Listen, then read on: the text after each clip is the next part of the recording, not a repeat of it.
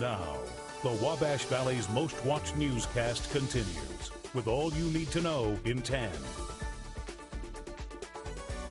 A developing story for you this morning. Due to a semi-fire, both westbound lanes of Interstate 70 are closed starting at the Terre Haute exit. Police tell photojournalist Cody Murphy that I-70 westbound may be partially reopened at around 8 o'clock at the earliest. They say a complete reopening may not happen until around noon. We're told that the semi was a Walmart semi, and ironically, it was carrying fire extinguishers. But again, both lanes of Interstate 70 are closed at the Terre Haute exit. A Terre Haute club surrounded by controversy has closed this morning. City officials shut down the 812 Event Center in Terre Haute. Since the event center opened, police have responded to fights, gunfire, and an attempted rape. But those aren't the reasons why officials have decided to close it. They say the building was not structurally safe for large crowds it attracted. But the one thing that was a clear violation that the city could take action on was the fact that he didn't get the certificate of occupancy, and it's an unsafe building for such an assembly. We're going to follow all the city's rules and make sure that everything's up with compliance, because I'm trying to start a business to do good for Terre Haute, not do bad for Terre Haute. Porter said he's still looking for another venue to safely house the 812 Event Center. He says he plans on hiring city police to provide security. If you're making plans to leave town for good this morning, don't forget to do the right thing for your pets. At 1222 South 18th Street in Terre Haute, a couple of renters didn't pay their rent and left town. They left behind their pets, 2 dogs and a cat, locked inside the house. The constant barking caused concern for the neighbors, so they called code enforcement. We checked the house. There's no food or water for the dogs. They're getting skinny. There's feces all over the place. Officials say the renters will be cited for abandonment of animals. If you are leaving town but don't know what to do with your pets, you can find a couple of options on our website, WTHI-TV.com. 2 people arrested in a bizarre stabbing in Terre Haute. Terre Haute police say 36-year-old Aaron Bauer and his girlfriend, 31-year-old Melissa Blasnik, both of Terre Haute, have been arrested in connection with the stabbing. But it all started when police received a call about a hit-and-run accident around 3 yesterday morning. Then closer to 6 a.m., police found the car involved in the accident at 2220 South 8th Street. When police went to that house, they found Bauer with multiple stab wounds. Police are still trying to figure out who stabbed Bauer and why. Bauer was taken to a local hospital. Police say Bauer told them he was involved in a hit and run. He then told Blasnik to wash their clothes before police found them. Police say Bauer faces charges of leaving the scene of an accident. They both face charges of obstruction of justice. Listen to this. Drug use is at record levels nationwide this morning, with marijuana, ecstasy, and methamphetamine leading the way. Nearly 9% of folks over age 11 admitted to using illegal drugs last year, but methamphetamine use jumped 60%. The Vigo County Drug Task Force says we also battle prescription drug abuse in the valley. Vigo County has taken steps to end drug abuse, banning synthetic marijuana like K2, and trying to make pseudoephedrine available by prescription only. The use of methamphetamine isn't just a problem because they're using methamphetamine, they're unable to maintain a job. And if they're unable to maintain a job, they have to pay for their addiction. And if they're doing that, they're doing burglaries, they're doing thefts. Vigo County Sheriff John Marvel told News 10 that 75% of inmates in the jail right now are facing methamphetamine-related charges. Now, the Wabash Valley's most watched newscast continues with Storm Team 10's Pamela Gardner.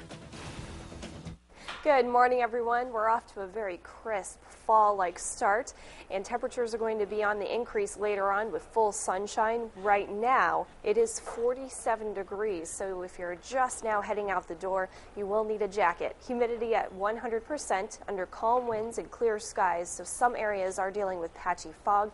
Visibility is down to under a mile. Be careful out there, especially near the bus stop. Make sure you have your low-beam headlights on if you're out driving.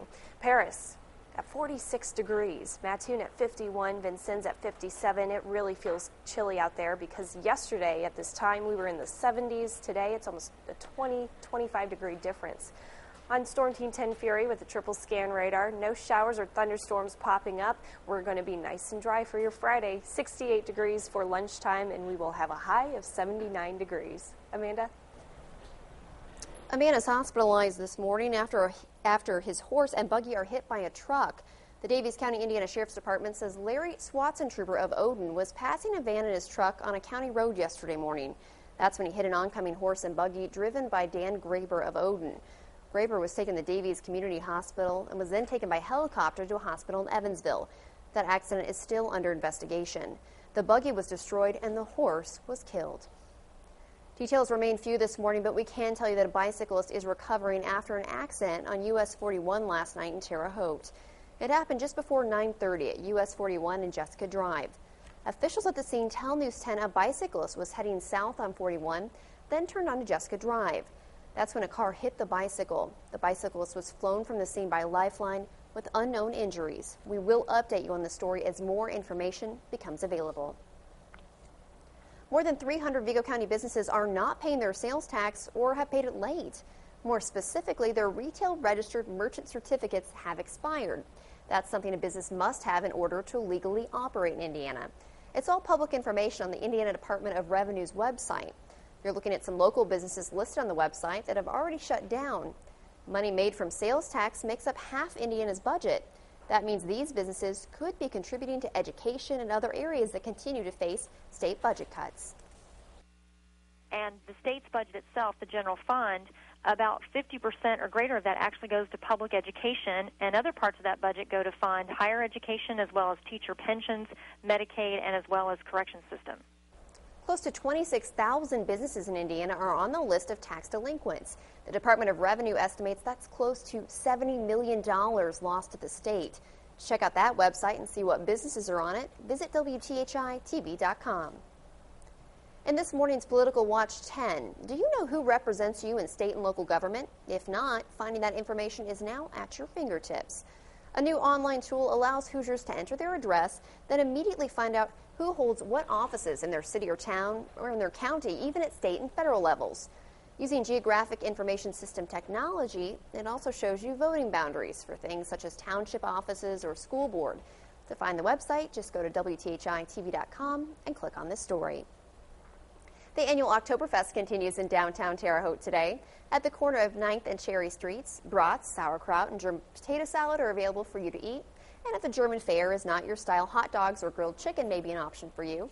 The annual event also features live polka music. Today the hours are 11 a.m. to midnight, and then tomorrow from 4 p.m. through midnight. The event is put on each year by the German Oberländer Club.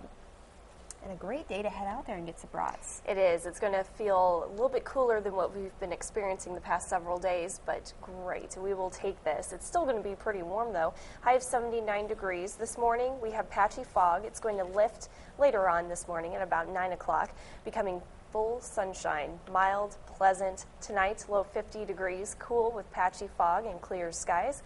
Tomorrow, high of 82 degrees with increasing clouds throughout the afternoon into the evening. A little bit warmer, a little bit more humidity too. For your 7-day forecast, looking towards the weekend, we do have a chance for rain.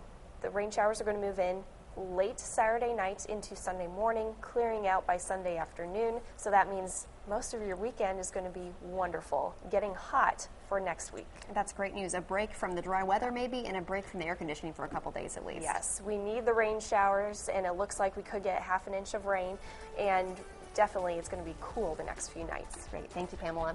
That's it for News 10 this morning. The news continues on the CBS Early Show. That's coming up next. We'll be back with the news and weather update for you in about 20 minutes. Thanks for watching and have a great day.